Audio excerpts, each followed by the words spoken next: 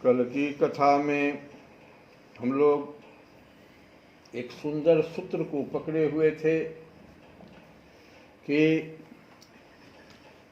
मनुष्य का अधोगति कैसे होता है। जीव का एक तरफ जीव के एक तरफ परमात्मा है, दूसरे तरफ जीव के दूसरे तरफ संसार है, और इन दोनों के बीच में पेंडुलम की तरह यह जीव लटका हुआ है। अब क्या है, पेंडुलम में और इसमें अंतर इतने हैं कि वो जितना बार उधर जाता उतना ही बार इधर जाता, लेकिन ऐसा जीव में नहीं है। जीव के साथ ये स्वतंत्रता नहीं है। जीव के साथ क्या है कि अगर अधोगति की ओर आप गिरने लगे और उसका एक क्रम है तो आप नीचे पतन तक चले जाइएगा, जहाँ आपका पतन हो जाएगा और आपको पुनः जो है ये मनुष्य योनि तो नहीं मिलेगा। जीव कहने से जितने भी जीव हैं सबका, लेकिन मनुष्य योनि नहीं मिलेगा। और मनुष्य योनि में भी जो उच्च कोटि के मनुष्य योनि जो लोग हैं, संत महात्मा धर्म शास्त्र के जानने वाले, जिनको कि बहुत ही श्रेष्ठ गद्दी मिल जाता है, जहाँ कि हमारे राजनीतिज्ञ भी नहीं पहुँच पाते हैं और आजीवन रहते हैं वो उस गद्दी पर। ये सिर्फ हमारे हिंदुओं में ही नहीं है, ईसाइयों में तो और ज़्यादा है। एक बार अगर वह गद्दी मिल जाता है, कई देशों का वो सम्राट हो जाता है। उसकी एक एक बातें जो है ना पूरे ईसाई देशों में सुनी जाती है, उसका अमल किया जाता है। तो ये ऊर्ध्व गति की ओर अगर हम गए तो गए हम कौन गए, हम कौन हैं? शरीर, स्थूल शरीर नहीं, ये मन और बुद्धि, मुख्य रूप से ये मन। और मन के गिरने का क्रम भी कल हम बताए थे। गीता में भगवान कृष्ण ने जो कहा था कि ध्यायतो शब्द ही शुरू किया कि जब उसका ध्यान किसी संगति के कारण, और उसमें भी एक सुंदर चीज लगा हुआ है, संगति।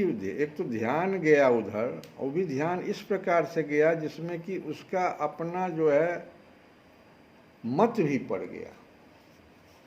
उदाहरण के तौर पर किसी को हमने देखा और हमने अगर उसको सुंदर कह दिया तो अपना मत दे दिया। वो सुंदर आपके लिए हो सकता है, दूसरे के, इसका बहुत सुंदर हम कल जो है एक बताए थे कि भारत में जो लोग सुंदर हैं और अफ्रीकन कंट्री में सुंदरता की परिभाषा अलग है। उन लोगों ओष्ठ को नीचे की तरफ पत्थर से बचपन में बांधते हैं कि ओष्ठ जितना बड़ा हो जाए हमारा उतना सुंदर हो। हमारे भारत में उसको नहीं माना जाएगा सुंदर। तो सुंदरता में भी हमारा मत होता है। ये साफ जाहिर कर रहा है कि सुंदरता में मत है। सभी चीज़ों में जैसे ही हम अपना मत लगाए, लाइक किए, जिसको लाइक कहते हैं, वहीं से हम जो है उसके प्राप्त करने की कामना, और उसमें जो बाधा खड़ा करता है तो क्रोध, दूसरा सीढ़ी, 3 गो सीढ़ी हो गया। यहाँ तक तो हम अभी रजोगुण में हैं। रजोगुण में, ये क्रोध में रजोगुण और तमोगुण दोनों है, लेकिन नीचे की ओर हम जा रहे, सत्वगुण की ओर तो नहीं जा रहे हैं। रजोगुणी अब क्रोध की अवस्था में आया, इसका मतलब तमोगुणी के पास पहुंच गया। इससे आगे अगर वो बढ़ेगा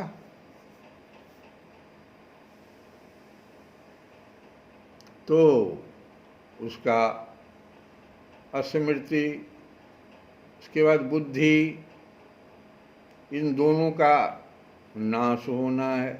स्मृति भ्रष्ट, बुद्धि नाश, और उसके बाद मनुष्य का पतन।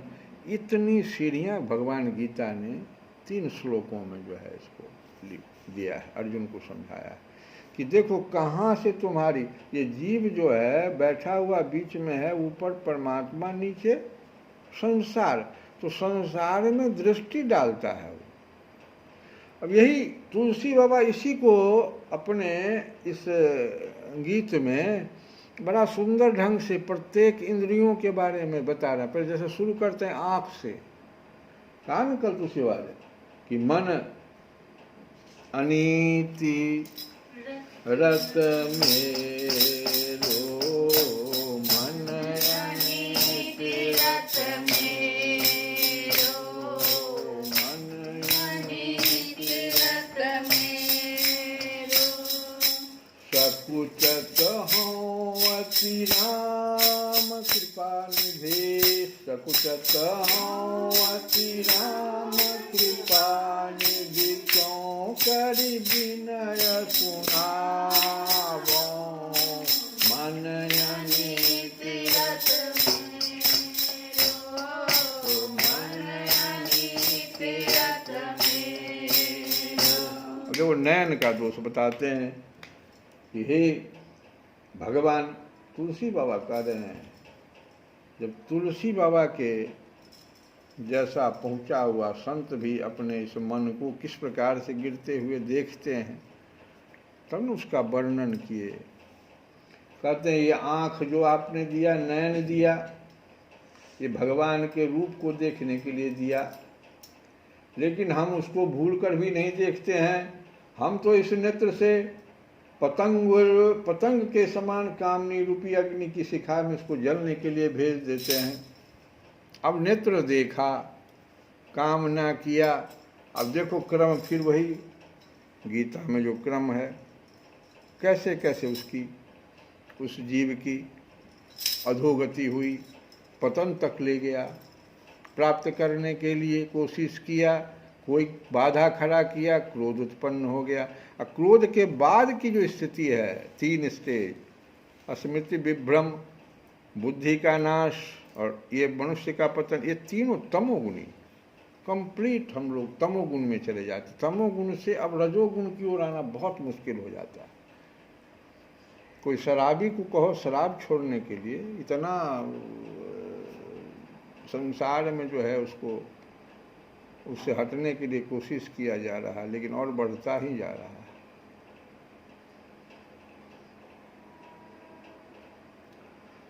दूसरा, नेत्र के बाद उन्होंने कान के बारे में कहा तुलसी बाबा ने कि श्रवणनि को फल कथा तुम्हारी, श्रवणनि को फल कथा तुम्हारी, श्रवणनि को फल कथा तुम्हारी, श्रवणनि को फल कथा तुम्हारी। ये कान श्रवेंद्रिय तो आपने, इसका फल तो कहा था कथा सुनना, तो पुत्र जा करके नीचे।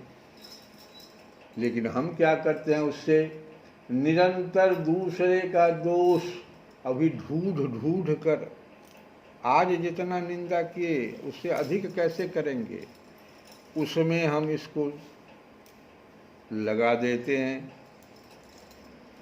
अतिन श्रवणनि पर दोष निरंतर, सुनि सुनि भारी भारी ताव, पूरा भर भर के लाते हैं। आज जो है ना, आज कहेंगे इतनी बात कहे थे, अब और थोड़ा।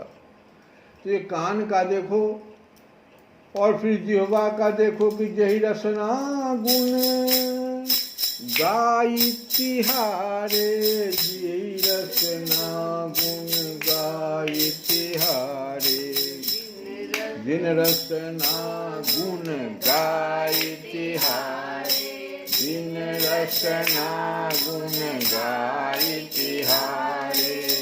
इस लाइन को, एक एक लाइन को हम जोर दे रहे हैं कि इस रसना से, जीव से आपके गुण को गाना था, आपके लीलाओं का गान करना था। लेकिन हमने क्या किया इससे? अगर हम ऐसा करते तो बिनु प्रयास सुख पावो, बिना प्रयास के हम सुख पा जाते। लेकिन हमने क्या किया?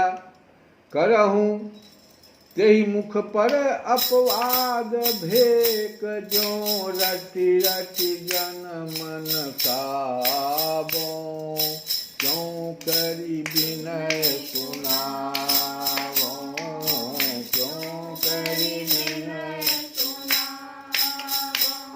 अरे जिस जीव से आपके गुणानुवाद गाकर बिना ही परिश्रम के परम सुख प्राप्त कर लेते, उसको तो हमने ये मेढक की तरह दूसरों की निंदाएं रट रट कर कि आज रात में हम फिर रटेंगे कि आज हम जीव से क्या क्या बोलेंगे कल, रट रट कर अपना जन्म खो रहे हैं दूसरे की निंदा। मेढक की तरह, मेढक कुछ भी बोलता है तो उसका कोई अर्थ नहीं है, वही निंदा करने वाले का हो जाता है। आगे कहते हैं ये तीन इंद्रियों की बात तो कल तक हम सुने। चौथा, करहूं हृदय अति विमल बसहि हर, करहूं हृदय अति विमल बसहि हर, करहूं हृदय अति विमल बसहि। कहीं कहीं सबहि सिखावो हूँ निज उर अभिमान मोह मद खल मंडली बसावो खल मंडली बसावो क्यों कर विनय सुनावो क्यों कर विनय सुनावो। मैं यह बात सबको सिखाता फिरता हूँ कि हृदय को अत्यंत शुद्ध कर लो, तभी उसमें भगवान श्री हरि विराजेंगे। ये बात तो मैं दूसरे को समझाने के समय कहता रहता हूँ, सिखाता रहता हूँ कि हृदय को अत्यंत शुद्ध कर लो, तभी उसमें भगवान श्री हरि विराजेंगे। किंतु मैं स्वयं अपने हृदय में, लेकिन अपने हृदय में मैं क्या करता हूँ, दूसरे के सिखाने वक्त तो बहुत ही ज्ञान हमें हो जाता है, लेकिन अपने हृदय में जहाँ भगवान विराजमान है उस जगह बैठा लेते हैं मोह को, अभिमान को, मद को, ऐसा सब तीनों फिर दुष्टों की मंडली, और भी जो बच गए उस मंडली में, काम क्रोध लोग ये सब जो बच गए उन सबों के मंडली के साथ ये लोग आ जाते हैं और वहाँ बस जाते हैं। आनंद से वहाँ पर उनको घर मिलता है 3 तल्ला, आके बसते हैं। उसी मंडली को मैं बसाता हूँ। वही तो कहे कि हौ निज उर अभिमान मोह मद खल मंडली बसाओ। तो हृदय की बात हो गई। जो तनु धरि हरि पद साधहि जन सो बिनु काज गवावो। आटक घट भरि धर्यो सुधागे तजि नभ कूप खनावो। क्यों करि विनय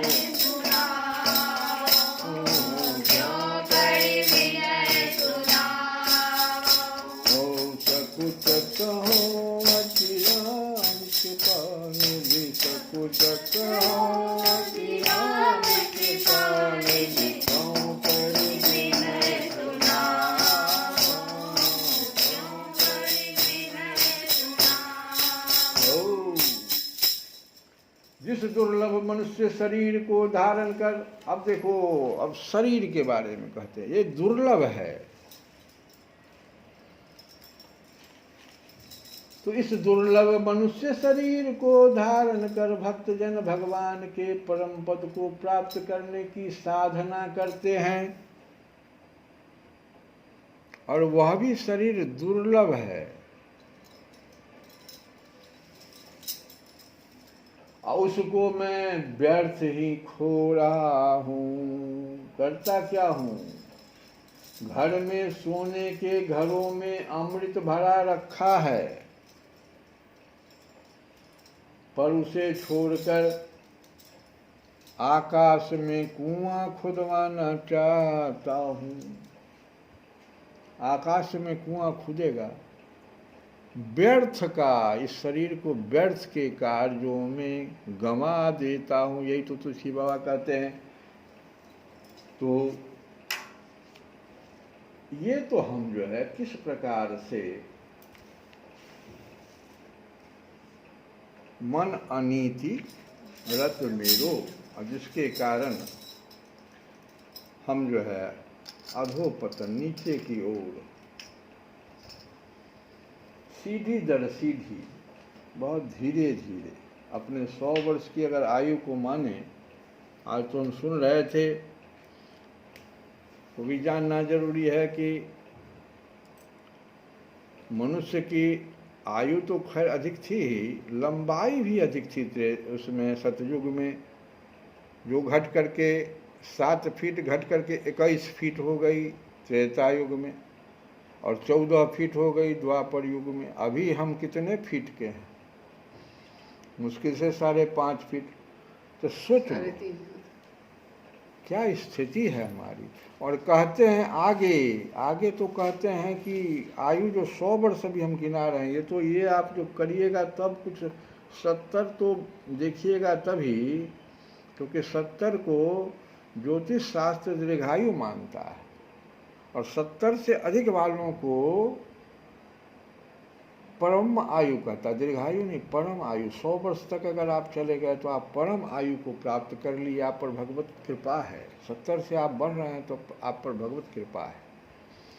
लेकिन कलयुग का थोड़ा सा जो एडवांसमेंट होगा, थोड़ा आगे कलयुग जब बढ़ेगा, पाप बहुत बढ़ जाएगा, तो मनुष्य जो है वो 30 वर्ष की आयु के लिए ललचाएगा।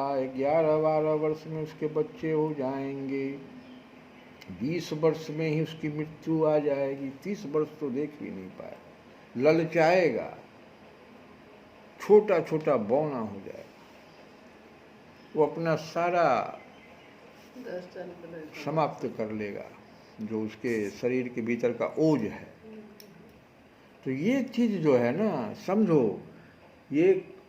और बाल व्यास जी महाराज इसको जो है ना कलयुग के वर्णन में, इसको आगे आएगा, इस कथा में ही आगे हम लोग आएंगे तो वहाँ पर कलयुग का वर्णन आएगा। लेकिन आज हम सुन रहे थे तो सोचे कि इस बात को भी हम बता ही दें।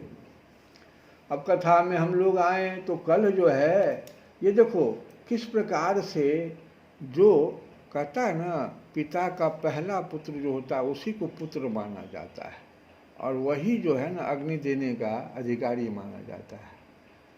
वो पहला पुत्र जो था उनका ध्रुव जी का, वो तो ध्रुव जी के समान हो गया। अब सिया राम मैं सब जग जानी कर दिया, अकरहूँ प्रणाम, जो विवाह शादी कुछ नहीं, छोड़ दिया घर बार, लोग उसको पागल कह दिए। और समाज क्या किया, उस दूसरे पुत्र को राजा घोषित कर दिया। उसका जब वंश आगे चला तो उस वंश में अंग राजा अंग तक तो बहुत अच्छे राजा आए, लेकिन अंग का लड़का जो हुआ बहुत बदमाश। अंग की पत्नी का नाम था सुनीता, और उससे क्रूर कर्मा बेन नाम का पुत्र पैदा हुआ। क्रूर कर्मा नाम उसका, क्रूर कर्मा लगा। इतना वो दुष्ट था कि वहाँ जितने भी वही ऋषि मुनि थे उसको श्राप दिए। राजा की गद्दी पर बैठने के बाद वो इतना क्रूरता करता था ना, उसको श्राप दे करके उसको मार दिए। अब राजा विहीन हो गया वो पूरा। तो राजा के नहीं रहने से लुटेरों का राज बढ़ गया। फिर उन्हीं ऋषि मुनियों ने बेन की दाहिनी भुजा का मंथन किया मंत्र से, और उससे राजा पृथु का जन्म हुआ। अब देखो राजा पृथु, यहाँ पर विदुर जी ने पूछ लिया, लेकिन राजा पृथु जो थे ना वो भगवान विष्णु के अंश अवतार। देखो उसी का मंथन जब मंत्र से हुआ, जैसे कैसे राम जी का जन्म हुआ है ना मंत्र से, वैसे ही मंत्र में बहुत शक्ति है। तो ये विदुर जी प्रश्न कर दिए कि ब्रह्मा महाराज अंग तो बड़े शील संपन्न थे, अंग के ही बेटा ना पृथु ये बेनु, तो कहे तो महाराज अंग तो बड़े शील संपन्न साधु स्वभाव ब्राह्मण भक्त और महात्मा थे, उनके बेन जैसा दुष्ट पुत्र कैसे हुआ? यह प्रश्न अभी भी महिलाएं पुरुषों से तब करती है जब उसका पुत्र गलत दिशा में चला जाता है। तो आप तो साधु थे, फिर ये पुत्र कैसे ऐसा हो गया? इस प्रश्न का जवाब यहाँ पर है। जिसके कारण दुखी होकर उन्हें नगर छोड़ना पड़ा, अंग तो उसके कारण दुखी होकर नगर छोड़ के चले गए। राजदंडधारी बेन का भी ऐसा क्या अपराध था जो धर्मज्ञ मुनीश्वरों ने उसके प्रति शाप रूप ब्रह्मदंड का प्रयोग किया? ब्राह्मणों के पास सबसे अंतिम, जैसे ब्रह्मास्त्र होता है भगवान के पास या बड़े बड़े ऋषि मुनियों के पास, वैसे ब्रह्म दंड जो है उनके पास एक बहुत बड़ा, जिसका प्रयोग कर दिया और राजा जो है, राजा को मरना पड़ा। तो प्रजा का कर्तव्य है कि वह प्रजा पालक राजा से कोई पाप बन जाए तो भी उसका तिरस्कार न करे, क्योंकि वह अपने प्रभाव से 8 लोकपालों के तेज को धारण करता है। समझे? ये प्रजा का कर्तव्य है कि वह प्रजा पालक राजा से कोई पाप बन जाए तो भी उसका तिरस्कार न करे। फिर इन लोगों ने श्राप कैसे दे दिया? क्योंकि राजा जो होता है 8 लोकपालों के तेज को धारण करता है। हम लोग भी अभी भी पूजा करते हैं तो लोकपाल की पूजा करते हैं, राजा में सब ये लोकपाल समाये रहते हैं। ब्रह्मन, आप भूत भविष्य की बातें जानने वालों में सर्वश्रेष्ठ हैं, इसीलिए आप मुझे सुनीता के पुत्र बेन की सब करतूतें सुनाइए। मैं आपका श्रद्धालु भक्त हूँ। श्री मैत्रेय जी ने कहा, विदुर जी, एक बार राजर्षि अंग ने अश्वमेघ महायज्ञ का अनुष्ठान किया। उसमें वेदवादी ब्राह्मणों के आवाहन करने पर भी देवता लोग अपना भाग लेने नहीं आए। तब ऋतिज्यों ने विस्मित होकर यजमान अंग से कहा कि राजन, हम आहुतियों के रूप में आपका जो घृत आदि पदार्थ हवन कर रहे हैं उसे देवता लोग स्वीकार नहीं कर रहे हैं।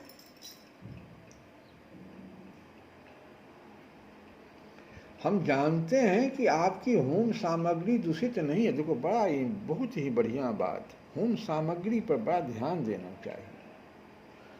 होम सामग्री आपकी दूषित नहीं है, ये हम जानते हैं, लेकिन आपने उसे बड़ी श्रद्धा से जुटाया है तथा वेद मंत्र भी किसी प्रकार बल ही नहीं है। और हम जो मंत्र पढ़ रहे हैं स्वाहा स्वाहा, वह भी जो है किसी प्रकार से बलहीन नहीं है, क्योंकि उनका प्रयोग करने वाले ऋतिज्ञगण याचकोचित सभी नियमों का पूर्णतया पालन करते हैं। हमें ऐसी कोई बात नहीं दिखती किसी यज्ञ में देवताओं का किंचित भी तिरस्कार हुआ है। फिर भी कर्माध्यक्ष देवता लोग क्यों अपना भाग नहीं ले रहे हैं? ऋतिज्ञ, श्री मैत्रेय जी कहते हैं कि ऋतिज्ञों की बात सुनकर यजमान अंग बहुत उदास हो गए। तब उन्होंने याजकों की अनुमति से मौन तोड़कर सदस्यों से पूछा कि सदस्यों, देवता लोग आवाहन करने पर भी यज्ञ में नहीं आ रहे हैं और न सोम पात्र ही ग्रहण करते हैं। आप बतलाइए, मुझसे ऐसा क्या अपराध हुआ है? श्री कृष्ण गोविंद रे मुरारे हे नाथ नाथ